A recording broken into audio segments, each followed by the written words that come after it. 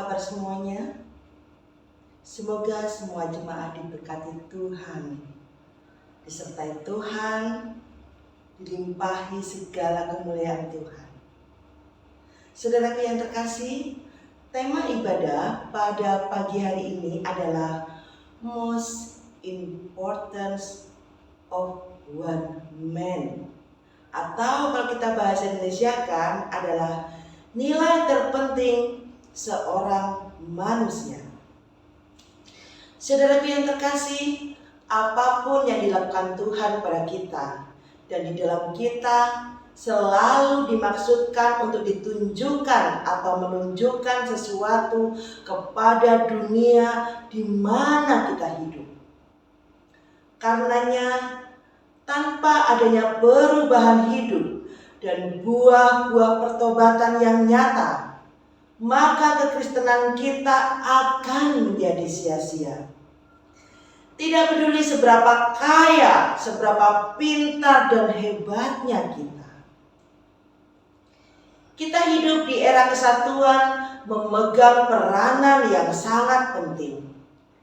Dalam area kerjasama dalam sebuah tim, setiap orang dapat menampilkan kekuatan, keunikan, talenta masing-masing, dan dalam area kerjasama itu akan menghasilkan kekuatan yang hebat, alias best performance.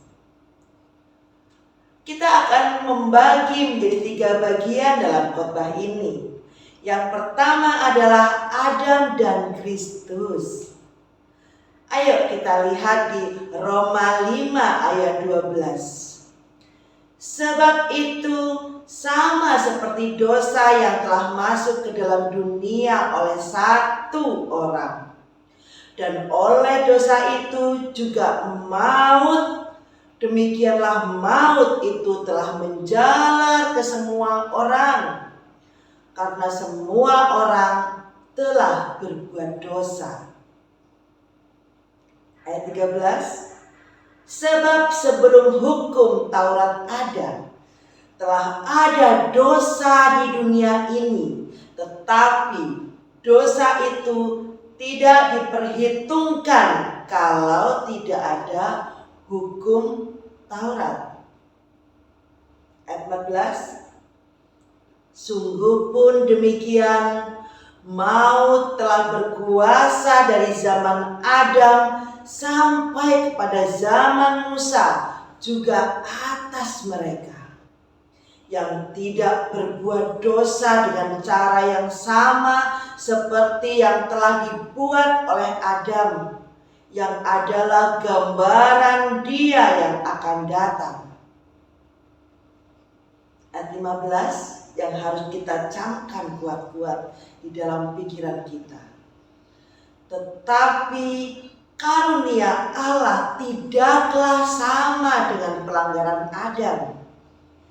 Sebab jika karena pelanggaran satu orang, semua orang telah jatuh di dalam kuasa maut, jauh lebih besar lagi kasih karunia Allah dan karunia-Nya yang dilimpahkannya atas semua orang karena satu orang, yaitu Yesus Kristus.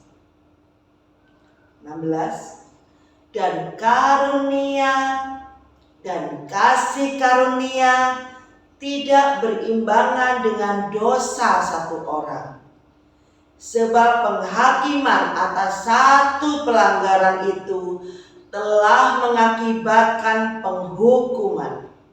Tetapi penganugerahan karunia atas banyak pelanggaran itu mengakibatkan pembenaran. Ayat 17, sebab jika oleh karena dosa satu orang, maut telah berkuasa oleh satu orang itu, maka lebih benar lagi mereka yang telah menerima kelimpahan kasih karunia dan anugerah kebenaran akan hidup dan berkuasa oleh karena satu orang, yaitu Kristus Yesus. Ayat 18. Sebab itu sama seperti oleh satu pelanggaran semua orang beroleh penghukuman, demikian pula oleh satu perbuatan kebenaran semua orang beroleh pembenaran untuk hidup. Ayat yang terakhir, ayat 19. Jadi sama seperti oleh ketidaktaatan satu orang, semua orang telah menjadi orang berdosa. Demikian pula oleh ketaatan satu orang, semua orang menjadi orang benar. Amin. Amin. Saudaraku yang terkasih, untuk merusak dunia tidak butuh banyak orang.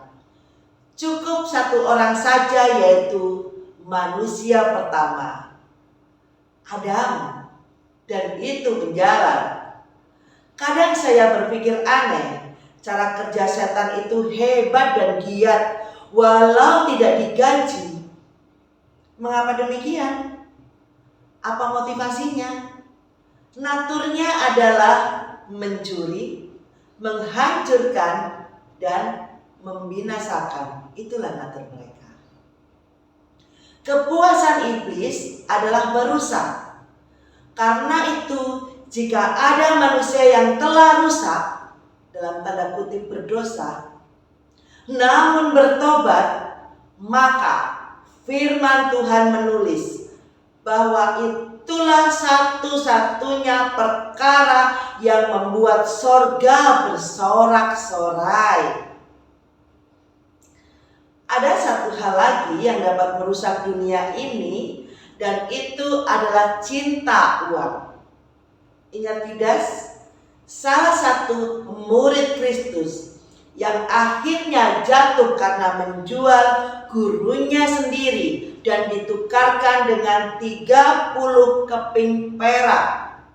Ingat, di mana ada orang-orang yang cinta duit, maka kerusakan akan terjadi.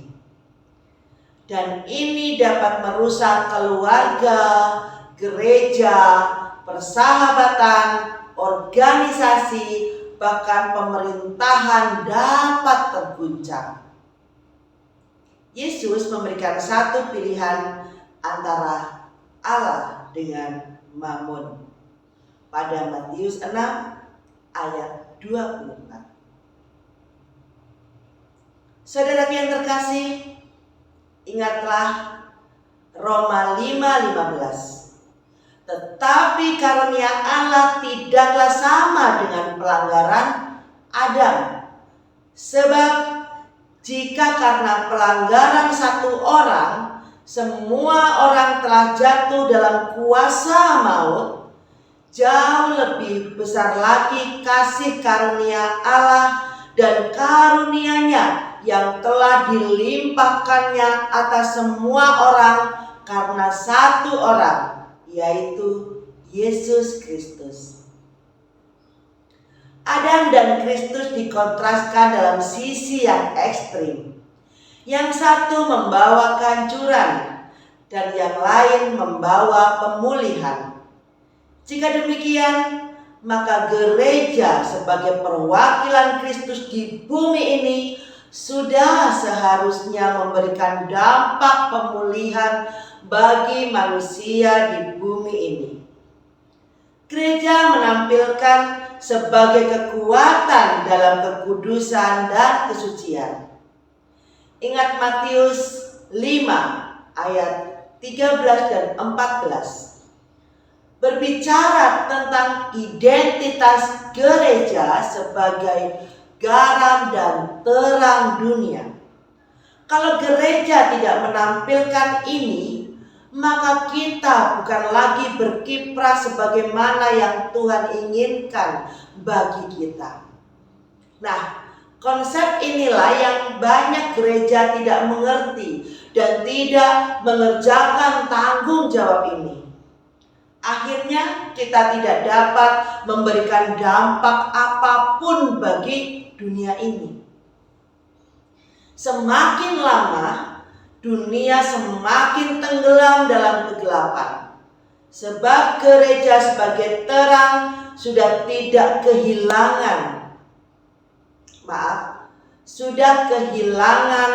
terangnya. Ataupun ada, terang itu tidak dibuka untuk menerangi dunia ini. Bagian kedua yang akan saya sampaikan adalah hidup dan berpuasa. Rasul Paulus berkata, "Tetapi jika Kristus ada di dalam kamu, maka tubuh memang mati karena dosa, tapi roh adalah kehidupan oleh karena kebenaran." Ini tertulis dalam Roma 8 ayat 10. Inilah rahasianya kita menjadi terang dan garam, yaitu kehadiran Kristus dalam diri kita. Dan tidak ada alasan bagi kita untuk tidak berdampak. Sama seperti nyamuk yang menyebabkan demam berdarah karena hasil interaksi. Maka kita yang berinteraksi dengan dunia ini akan menghasilkan perubahan bagi orang lain. Apa sih istimewanya seekor nyamuk? Di sini yang dimaksud mestinya nyamuk Aedes aegypti. Nyamuk Aedes aegypti merupakan jenis nyamuk yang dapat menularkan atau membawa virus dengue, penyebab penyakit demam berdarah, demam kuning, yellow fever, chikungunya, dan demam Zika, karena dia juga membawa virus Zika.